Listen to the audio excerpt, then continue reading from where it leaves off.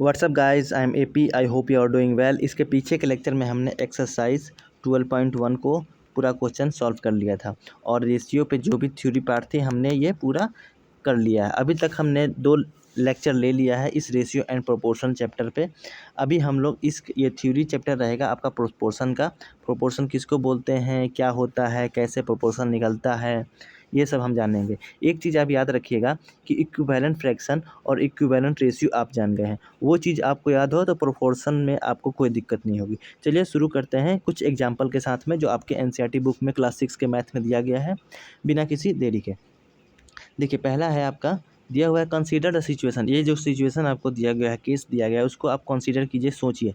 Raju went to the market to purchase tomato. One shopkeeper tells him that the cost of tomato is 40 for 5 kg।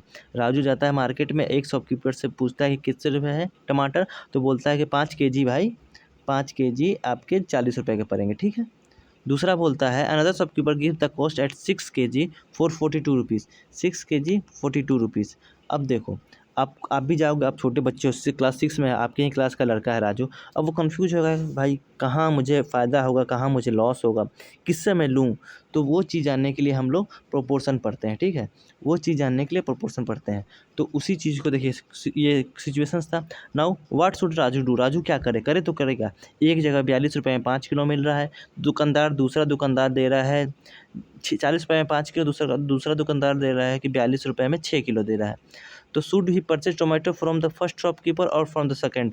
उससे क्या करना चाहिए, कहाँ से tomato खरीदना चाहिए कि उसको मतलब कि ज़्यादा पैसा ना देने पड़े। Will the comparison by taking the difference help him decide. क्या ये घटा के कुछ भी करके कुछ कंपेरिजन कर सकते हैं कि हाँ भाई कहाँ से खरीदें। तो नहीं कर सकते हैं। क्यों नहीं कर सकते, वाई नॉट, क्योंकि अभी तक हमने प्रोपोर्शन पढ़ा नहीं। प्रोपोर्शन पढ़ जाओगे तो आप कंपेरिजन कर सकते थे। तो think of some way to help them.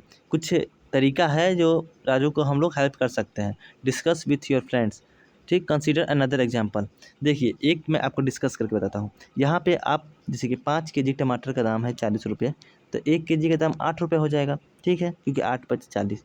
उसी प्रकार 6 kg टमाटर का दाम है 42 रुपये, तो 1 kg का दाम 7 रुपये हो जाएगा। तो यहाँ पे सस्ता मिल रहा है, मतलब कि 1 kg का दाम 7 रुपये है, यहाँ 1 kg का दाम 8 रुपया है।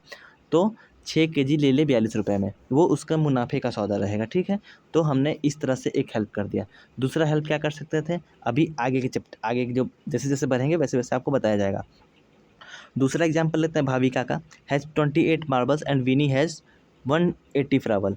इसके पास 28 मार्बल्स, वो मत टाइल्स मत समझ जाइएगा, जो पत्थर बड़ा वाला मार्बल्स मतलब जो छोटा छोटा जो गोली होते हैं ना, वो यहाँ पे आनेगा। और विनी के पास 180 फ्रावल्स है, ठीक है। बोल रहा है they want to share this among themselves.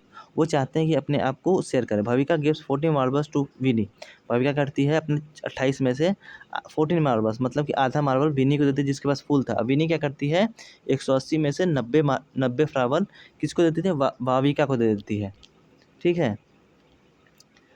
Bhavika, जिसके पास मार्बल था उसने फूल आधा ले लिया, जिसके पास फूल थे उसने आधा मार्बल दे दिया उसको। But Vini was not satisfied. Vini satisfied नहीं थी। क्यों सेटिस्फाइड नहीं थी, विनी ने बोला कि मैंने तो 90 फूल दिया है भाविका को, भाविका ने मुझे बस कितने मार्बल थे उसके पास, कितने मार्बल उसने दिया उसको, 14 मार्बल दिया उसको। तो वो सोच रही मैंने 90 दिया, उसने मुझे 14 ही दिया। ये कहाँ का मतलब कि वो हुआ है, जस्टिस हुआ है, ठीक है।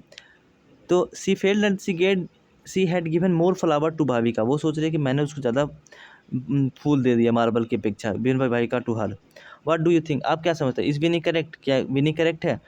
अब देखते हैं करेक्ट है कि नहीं, कैसे करेक्ट है, कैसे गलत है, क्या सही है, वो आगे देखते हैं। टू सॉल्व दिस प्रॉब्लम, इस प्रॉब्लम को सॉल्व करने के लिए बोथ भाविका और विनी क्या करते हैं, दोनों अपने पूजा के मम्मी के पास जाते हैं, दूसरी मम्मी के पास। Pooja explain that out of 28 marbles Bhavika give 14 marbles. Bhavika के पास 28 मार्बल थे, जिसमें 14 मार्बल्स उसने विनी को दे दिया था। कितना दे दिया, रेशियो हमने निकाला था, कितना का रेशियो दे दिया, 14 दे दिया 28 में से, तो 1:2 दे दिया, ठीक है। उसी प्रकार यहाँ पे रेशियो का खेल, रेशियो आप जानते होंगे।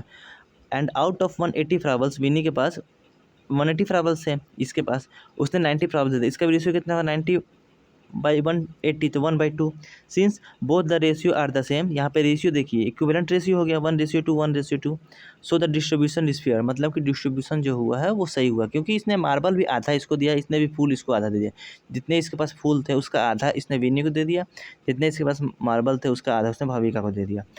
टू तो यहाँ पे डिस्ट्रीब्यूशन जो हुआ है, पूजा के मदर ने बोला कि ये फेयर है, कोई किसी की ना घाटा हुआ है ना किसी का फ़ायदा हुआ। दूसरा एग्जाम्पल देखिए, two friends Aasma and Pankhuri, Aasma और पनखुरी दो फ्रेंड्स से went to market to purchase hair clip, वो जाते हैं मार्केट में हेयर क्लिप खरीदने के लिए। They purchase 20 hair clip for 30, 30 रुपये में 20 हेयर क्लिप खरीदते हैं। Aasma gave 12 and Pankhuri gave 18, Aasma क्या करती है 30 रुपये में से आसमा 12 रुपये देती है और 18 रुपया पंखुरी देती है। After the came back home, कहते हैं जब वो आती हैं घर से वापस, Asma asked Pankhuri to give 10 hair clips to her, Pankhuri Asma बोलती है पंखुरी से कि भाई मैंने 12 रुपया दिया है तो आप मुझे 10 हेयर क्लिप्स दे दो। But Pankhuri said since I have given more money so I should give more clips, I should get more clips, you should get 8 hair clips, I should get 12। Can you tell how who is correct, Asma और पंखुरी। देखिए जो ज़्यादा सीधी सी बात है, यहाँ पे ज़्यादा दिमाग नहीं लगाना है। 30 रुपये में दो भाग, आसमा ने 12 रुपये दिया है, पंखुरी ने 18 रुपये दिया है, तो किसको ज़्यादा हेयर क्लिप मिलना चाहिए? सीधी सी बात है, पंखुरी को मिलना चाहिए, ठीक है। तो you should get 8 hair clips and I should get 12, can you tell कौन सा सही है? तो सीधी सी बात है, पंखुरी को ज़्यादा हेयर क्लिप मिलना चाहिए। Ratio of money given by Asma to money given by Pankhuri, Asma कितना दी थी? 12 रुपये दी थी, पंखुरी 18 रुपये दी थी। रेशियो कितना? 2:3 का दिया था, ठीक है। अब उसी प्रकार हमने इसका रेशियो निकाल लिया 2:3 इक्विवेलेंट, मतलब सिंपलेस्ट फॉर्म में करके। अब देखिए उसी पर 12 क्लिप है, उसी रेशियो में इसको ही बांटना पड़ेगा ना, 2:3 में ही। तो आपको मैंने बताया था इस दोनों का जोड़ेंगे तो 5 आ जाएगा, 5x = 20 हो जाएगा, ठीक है। x = कितना हो जाएगा? 4 हो जाएगा। तो इसको 2 × x और 3 × x, तो 2 × x = 5 to 10 4, x की वैल्यू यहाँ 4 आई ना, 5 में कितना सोना आएगा? 20 आएगा, तो 4 आएगा। तो 4 से किया तो 8 और 12, आसमा की जो क्लिप होगी 8 क्लिप मिलेगा और पंखुरी को 12 क्लिप मिलेगी। ये कैसे सॉल्व किया गया, ये इक्वेशन का क्वेश्चन है, ये आगे आपको मिल जाएगा, ठीक है। उसी प्रकार यहाँ पे देखिए 2:3 में, तो we can say that Pankhuri distribution is correct, Pankhuri का जो डिस्ट्रीब्यूशन था मतलब कि 8 और 12 का, वो उसका सही था, ठीक है। अब देखिए शेयरिंग ए रेशियो मीन्स समथिंग, मतलब रेशियो में शेयरिंग करना उसका मतलब कुछ ना कुछ होता है। क्या होता है? यहाँ पे एग्जांपल की तरफ, बस एग्जांपल समझिए, कॉन्सेप्ट आपका क्लियर होता चलेगा। क्योंकि एनसीईआरटी जो जिसने बुक लिखा है वो बहुत मतलब कि विद्वान लोग होते हैं, तो इसलिए मैं एनसीईआरटी से ही पढ़ाता हूँ, अपना खुद का नोट से नहीं पढ़ाता, क्योंकि उसमें खुद का नोट से मैं कुछ छूट सकता है। एनसीईआरटी आप पढ़ लेंगे तो पूरा का पूरा जो भी थ्योरी पार्ट है, जो भी कंसेप्ट है, वो सब आप समझ जाइएगा। चलिए एग्जाम्पल लेते हैं। Raj purchase 3 pen for 15 rupees, Anu purchase 10 pens for 15 rupees, whose pens are more expensive. बोल रहा है कि राज ने कितना 15 पेन, तीन पेन 15 रुपये में खरीदा, अनु 10 पेन 50 रुपये में खरीदा, किसका पेन की दाम ज़्यादा है? Ratio of number of pens purchase Raj and the number of pens purchase by Anu. देखिए पेन का रेशियो लेना है राज का और अनु का, 3:10 हो गया, ठीक है। और देखिए फिर हमें पेन के कॉस्ट का परचेज वो रेशियो लेना है 15:50। हम तीनों का इक्विवेलेंट ये करते हैं, 3 × 10 ये हो जाएगा 3, ये हो जाएगा 10, 3 3:10 ये इक्विवेलेंट हो गया। तो मतलब कि इक्विवेलेंट ये देखिए यहाँ पे बोथ रेशियो है, both the ratio 3:10 and 15:10 are equal, therefore the pens were purchased for the same price by both. यहाँ पे रेशियो देखिए सेम हो गया, यहाँ 3:10 का इसके पेन का और इसके पेन का रेशियो सेम हो गया, इसके कॉस्ट का इसके कॉस्ट का रेशियो सेम हो गया, तो इक्विवेलेंट रेशियो हो गया। Both the ratio 3:10 and 15:50 are equal, therefore the pens were purchased for the same price by both, मतलब कि सेम प्राइस से मतलब कि पेन को खरीदे गए हैं, ठीक है। इसका मतलब ये हुआ। अब देखिए दूसरा क्वेश्चन है, वो है Rahim sells 2 kg of apple for 180, Roshan sells 4 kg of apple 360, whose apple of more expensive, किसके एप्पल मोर एक्सपेंसिव है? तो देखिए पहले एप्पल के केजी का लेते हैं रेशियो, 2:4 हो गया, और पैसा का लेते हैं 180 रेशियो 360, इसका हम तोड़ेंगे तो 2:1:2 ये भी आ रहा है, इसका भी 1:2 आ रहा है। तो यहाँ पे रेशियो हो गया सेम, यहाँ देखिए, so the ratio of weight of apple is to ratio of their cost, since both the ratio are equal hence we say that they are in proportion. मतलब प्रोपोर्शन कब होगा, जब दो रेशियोज का जो सिम्पलेस्ट फॉर्म करने के बाद अगर इक्विवेलेंट होते हैं, रेशियो अगर इक्विवेलेंट होते हैं तो वो प्रोपोर्शन का, they are selling apple at the same rate, मतलब कि दोनों एप्पल सेम रेट पे बेच रहे हैं। अब देखिए प्रोपोर्शन, यहाँ तक हमने एग्जाम्पल समझ लिया। प्रोपोर्शन होता क्या है, ये देखिए, if two ratios are equal we say that they are in proportion. अगर दो रेशियो, जैसे कि यहाँ पे के जी का रेशियो, यहाँ कॉस्ट का रेशियो, दोनों का रेशियो क्या है, इक्विवेलेंट है, 1/2 हो गया। तो उस रेशियो को हम लोग क्या करेंगे, प्रोपोर्शन करेंगे एंड यूज टू सिंबल।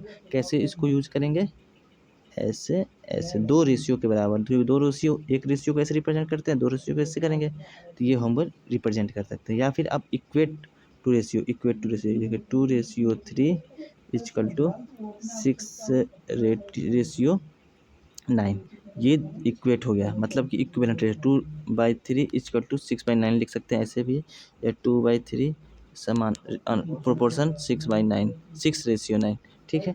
ये वैसे हम लोग करते थे, ठीक है, ये हम समझ गए।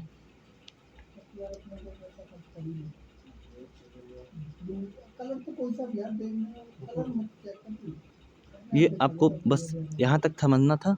इस पे बस एग्जांपल दिया हुआ है, इसमें आपको कुछ नहीं जानना। आप जान गए कि प्रोपोर्शन किसको बोलते हैं, दो रेशियो के बराबर को प्रोपोर्शन बोलते हैं। यहाँ पे जो हाईलाइटेड चीज़ है वो एक बार समझ जाइए। If two ratio are not equal, अगर दो रेशियो इक्वल ना हो, then we see that they are not in proportion, तब हमें प्रोपोर्शन नहीं बोलते। जैसे मान लीजिए कि 2:4 और 8:9 है, ये दोनों सेम नहीं है, ठीक है, तो इसको हम प्रोपोर्शन नहीं बोलेंगे। In an statement proportion the four quantity involve when taken in order are known as respective terms, first and fourth terms are known as extreme terms. देखिए प्रोपोर्शन के कुछ पार्ट होते हैं, टोटल कितने जैसे मतलब कि दो रेशियो है, 2:4 प्रोपोर्शन, ये प्रोपोर्शन ले लिया तो भाई इक्विवेलेंट फ्रैक्शन होना चाहिए, इक्विवेलेंट रेशियो होना चाहिए, तो 4:8 हो गया।